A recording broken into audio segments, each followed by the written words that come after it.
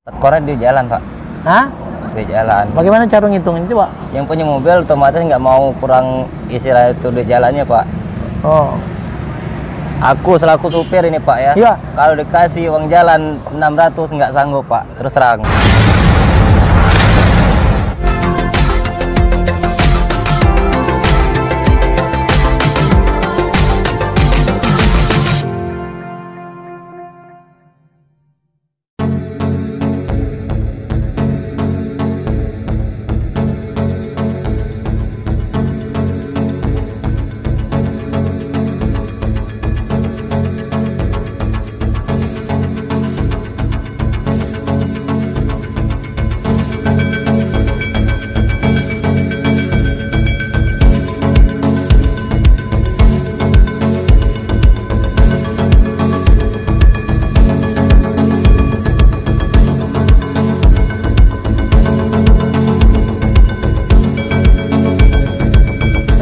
Saya anggota DPR Provinsi Jambi.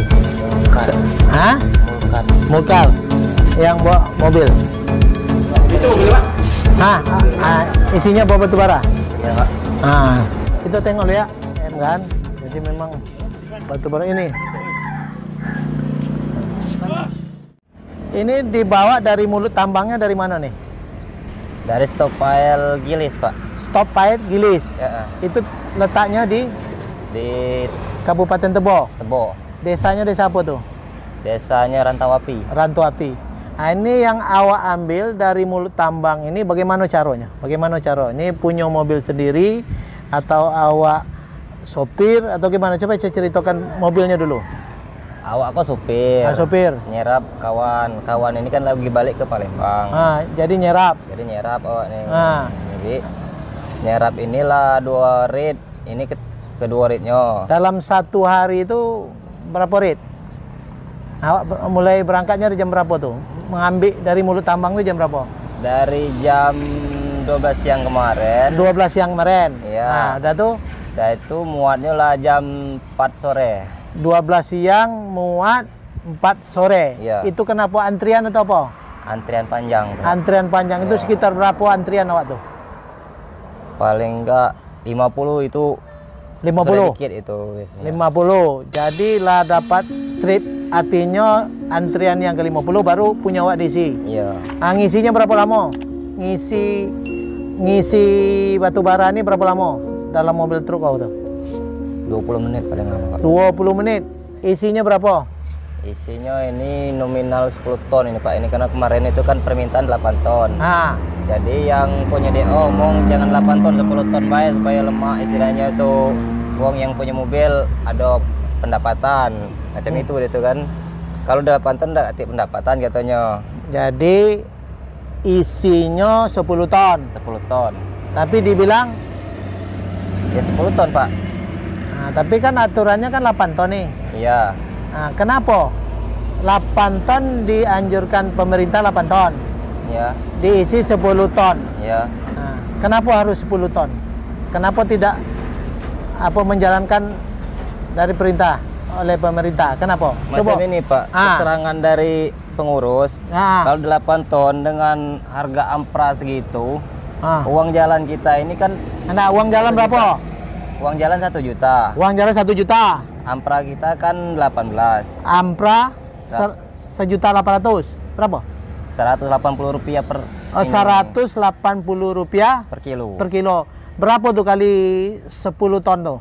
Berarti berkisaran 1.800.000. 1.800.000. Berarti 2.800.000. Rata salah. Tadi pertama 1 juta enggak apa tuh?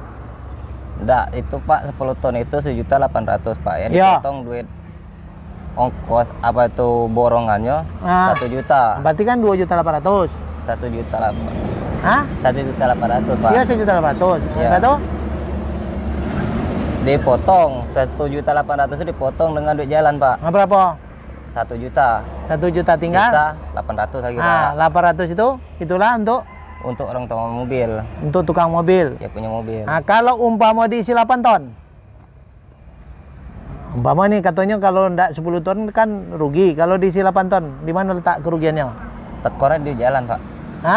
duit jalan. Bagaimana cara ngitungin coba? Yang punya mobil otomatis nggak mau kurang istilah itu duit jalannya Pak. Oh.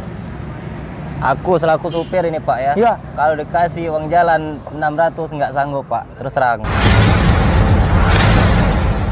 Terus terang. Masalahnya yang punya mobil harus dapat untung. Dia mau beli ban, belum servis mobil. Jadi ya kan? minimal orang punya mobil itu menerima 1 juta. 1 juta lah. 1 juta. Nah, Oh, itu paling maksudnya. kecil, ya. Paling kecil 1 juta. Ya. Karena 1.800.000 tadi karena bebannya 10 ton. Iya. Kalau dihitung 8 ton jadi berapa? Coba tuh. Kalau 8 ton Kalau kali dihitung 8 ton. Nah. Kalau Dikali- 10 kan 18 tadi. Ya.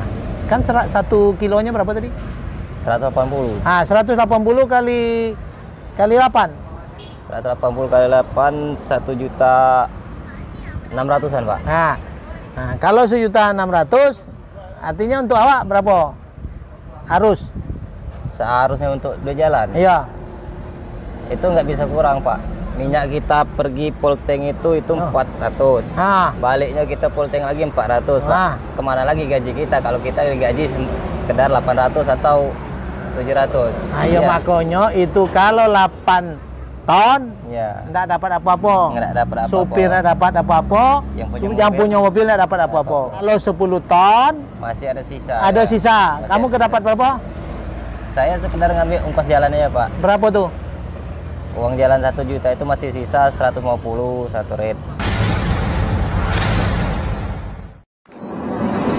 Satu hari berapa rit? Ngawak mampu.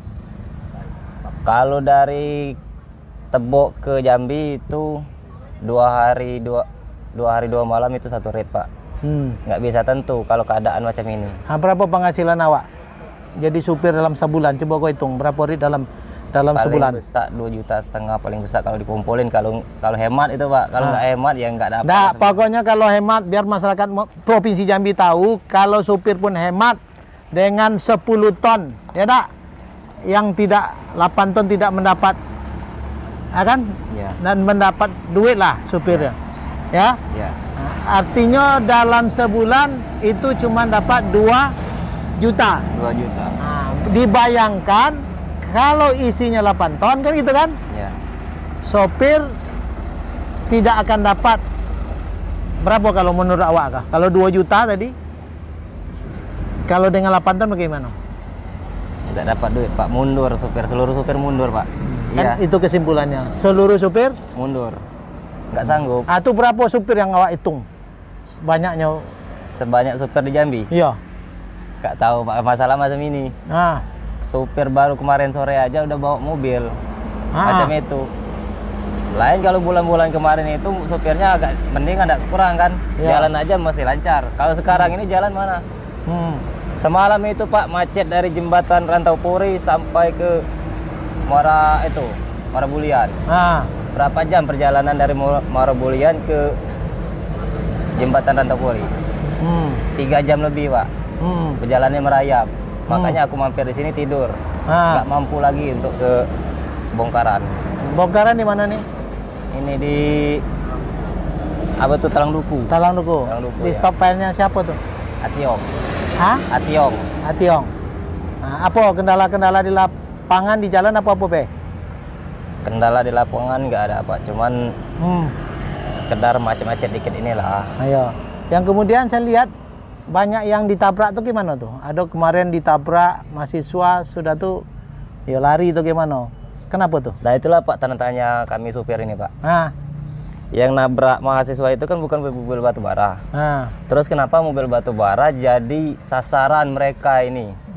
Dari minta uang dengan supir-supir. Padahal kami supir ini Pak ya, terus terang, uang makan aja kadang susah. Udah bongkar, pulang dari bongkar kami makan susah Pak. Bukan saya ngomong ada, memang itu kenyataannya Pak. Boleh tanya supir-supir yang lain. Makanya saya coba komunikasi langsung. Saya selaku anggota DPR, saya juga di Komisi 3 yang bermitra dengan Dinas SDM yang juga mengawasi, membina seluruh produksi batubara. Nah, jadi memang tugas saya juga. Makanya apapun awak omong itu, ya saya betul-betul pengen keterbukaan gitu loh. Nah, jadi yang menurut awak baiknya supaya supir juga tidak menganggur, supaya juga pemerintah juga menyetujui, mengizinkan, yang kemudian di lalu lintas juga tidak terjadi juga kecelakaan yang diinginkan oleh masyarakat, tidak terganggu masyarakat, dan ekonomi juga jalan, supir juga jalan, nah, semua berezeki. Apa harapan awak apa? Tidak banyak harapan, Pak. Tambang di tambang lancar, ya di jalan lancar, nggak ada kendala, itu aja. Dan harga tadi kalau bisa tadi normal. dihitungannya 10 ton. Ya normal gitu kan. Normalnya berapa ton? Kalau mintanya itu istilah itu yang punya mobil, kalau selama ini di 18, minta lebih lah kalau 10 ton, supaya misalnya kan mereka bisa beli ban, servis mobil dia bisa. Dia bisa apa tuh kredit mobil dia bisa bayar, cuma itu aja gitu. Itu siapa yang harus menaikkan tuh? Di posisi orang di mana? Posisi mana ya supaya bisa naik itu siapa yang bertanggung jawab untuk menaikkan itu? Nah itu kurang paham aku Nggak. untuk pengusulannya. Nggak, ongkos tadi gimana? Saya kurang ngertinya di situ. Kan supaya pengen awak tuh naik ongkosnya, itu di batu baranya atau di orang yang punya batu baranya atau gimana? Yang punya batu bara, Pak. Harus dia membayar Iya, lebih tinggi. iya gitu. Nah, berarti di perusahaan batu baranya yang harus membayar tinggi gitu. Iya. Minta tambah-tambah dikit lah dari selama ini kan, jangan dia angkutannya harus di 8 ton, cuman ampranya cuman nggak naik gitu istilahnya, itu kan nggak ada pendapatan lagi lah di batu bara untuk mobil-mobil orang pribadi. Jadi isinya sekarang berapa nih? 10 ton itu, Pak. Udah 10 ton. Kesimpulannya untuk taat terhadap kebijakan pemerintah, Ya. kan harus truk ini angkutnya itu bebannya itu kan harusnya 8 ton. Ya. Itu yang diperbolehkan oleh pemerintah. Ya. Di saat 8 ton dihitung ya per kilonya 180, ya tak? 180.000, itu supir tidak dapat duit. Orang yang punya mobil tidak dapat duit dan tidak bisa lagi membayar kredit mobil, kan begitu. Ya. Nah, makanya supaya semuanya enak, artinya di pihak ya punya perusahaan batu bara itu yang harus mengalah untuk walaupun 8 ton tapi dia tetap membayar di 10 ton. Inilah solusi yang paling tepat.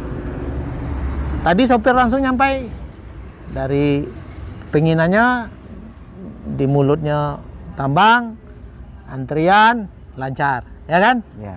Karena tadi upahnya itu artinya punya duit bisa dibawa ke rumah lah, ya tak? Ya, ya. Minimal penghasilan 2 juta sebulan kan gitu. Ya, ya. Begitu kan? Nah, jadi tinggal lagi pengusaha batu bara dengan hitung-hitungannya. Kalau hitungannya untung besar, mungkin mengecili keuntungan. Kan begitu? Supaya apa yang jadi aturan oleh pemerintah juga diikuti oleh supir, diikuti oleh pengusaha batu bara. Mungkin itulah pendapat dari hasil diskusi saya dengan siapa namanya? Mulkan. Mulkan, sopir truk dari tambang Kilis. Kilis. Kebo. Yang beliau jujur dan terbuka dalam diskusi ini. Saya juga selaku anggota DPR yang tupoksi di pengawasan, dan wajib juga saya melihat alahnya viral kejadian batu bara, ada yang tabrakan, ada yang meninggal gara-gara pengaturan lalu lintasnya, dan bagaimana ini menjadi persoalan.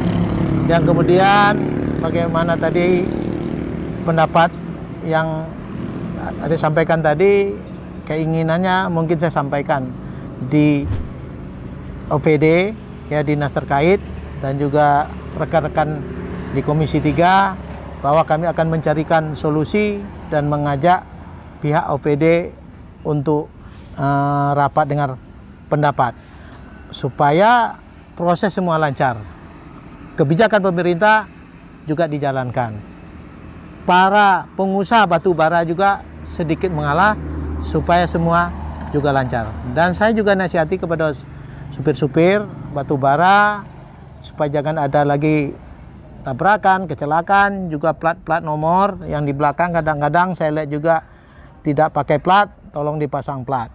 Dan harapan saya juga supaya plat-plat ini pakai plat DH ya, plat Provinsi Jambi. Kenapa? Pendapatan pajaknya kan pemerintah Provinsi Jambi yang mendapat. Hasil dari pajak itu untuk rakyat Provinsi Jambi juga. Dan juga para supir juga tolong dalam menyupir, mengendarain. Kalau memang dalam keadaan ngantuk, istirahat. Ini contoh sekarang dalam keadaan ngantuk nih, mampir di rumah makan Perantian. Nah, Perantian juga siap nerima nih.